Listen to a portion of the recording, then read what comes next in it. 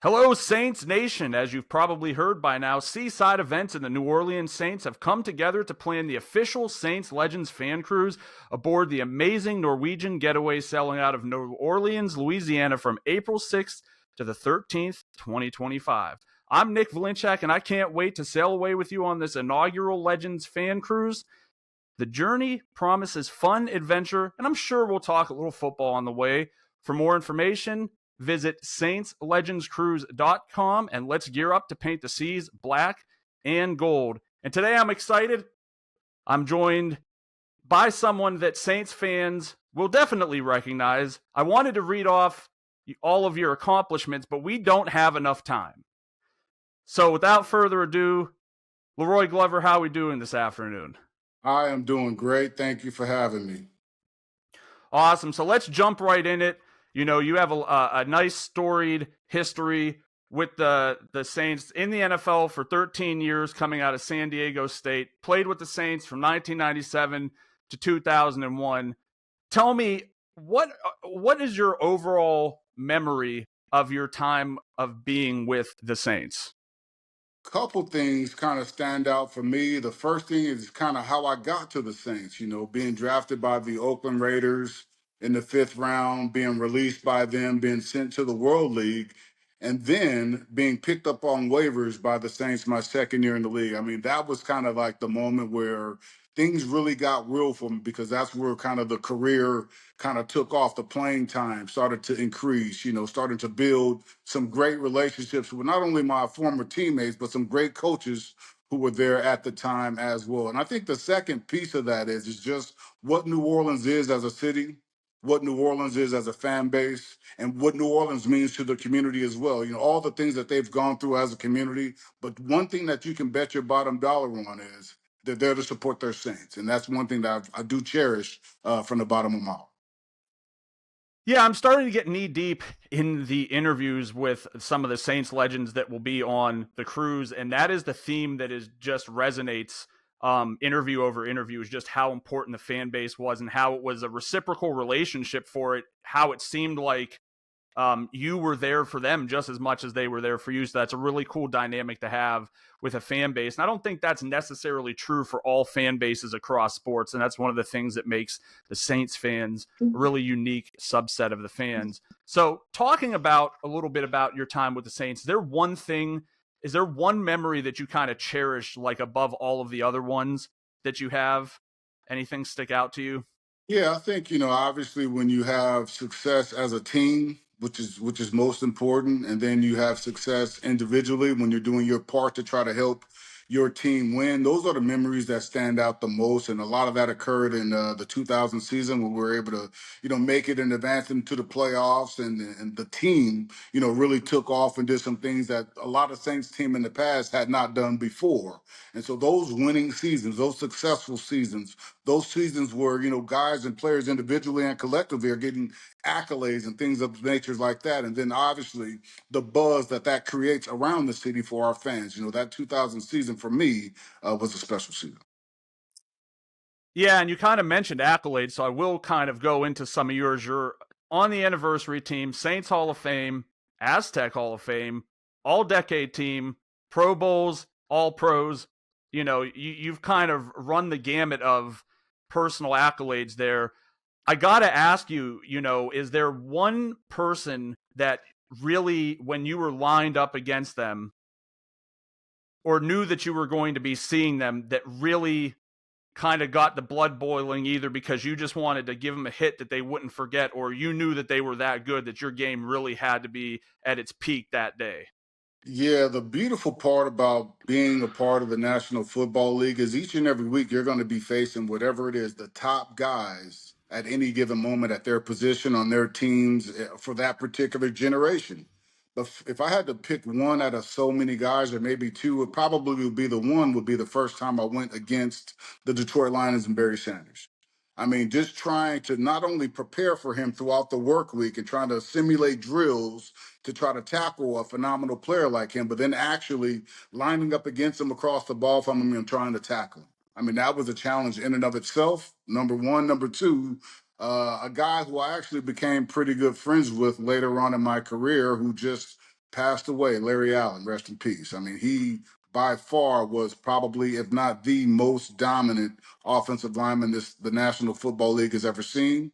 A good friend of mine and a phenomenal competitor.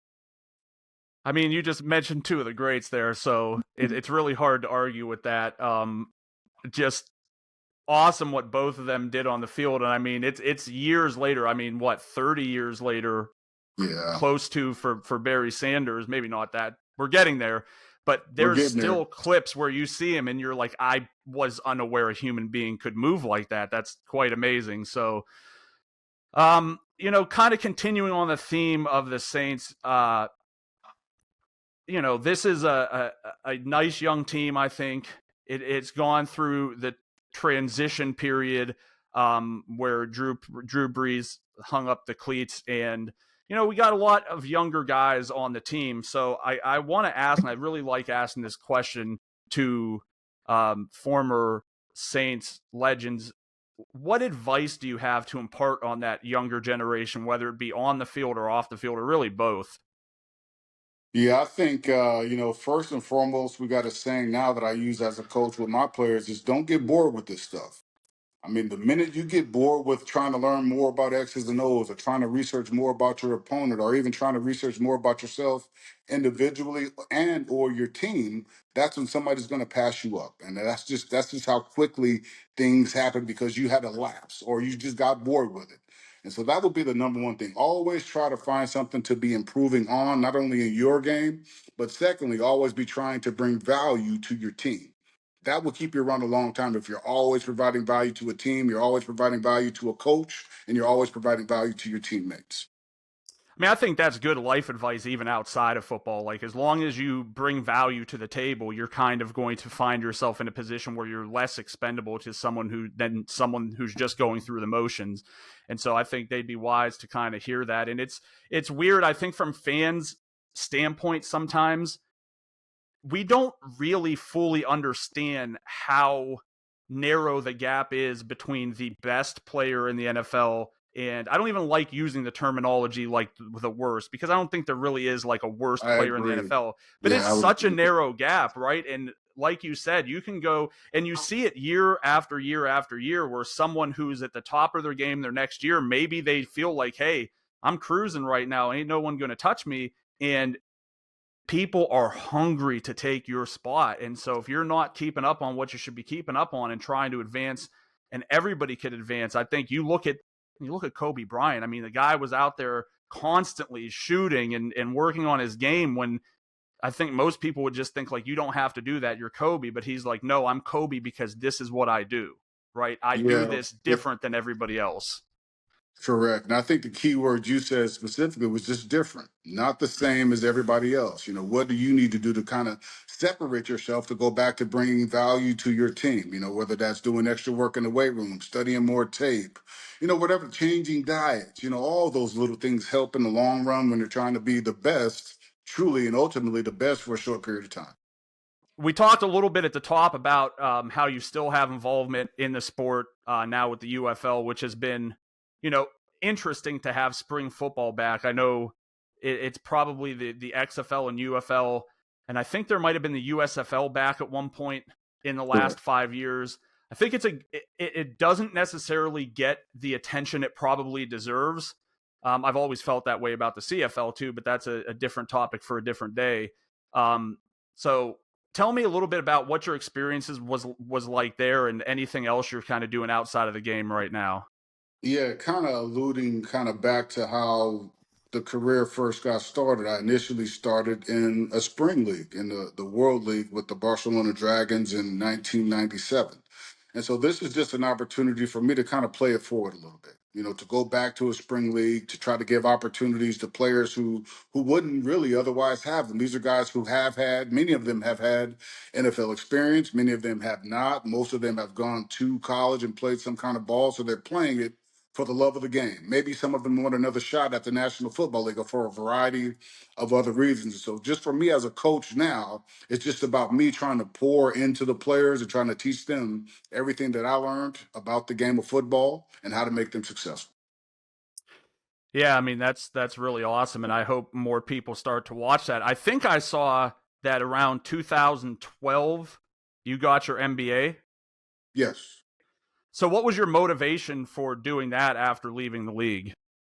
Well, a couple things. One, for retired players, the NFL has phenomenal programs for continuing education. So if you basically make up your mind to go back and finish your degree, like I did after I was done playing, they will reimburse you, or they will pay for the cost of it. So that was enough motivation for me to go back and take a stab at a master's in business administration. I was doing it at the same time while working in the front office of the then St. Louis Rams, so it made it convenient to kind of go back to school and still work in the front office.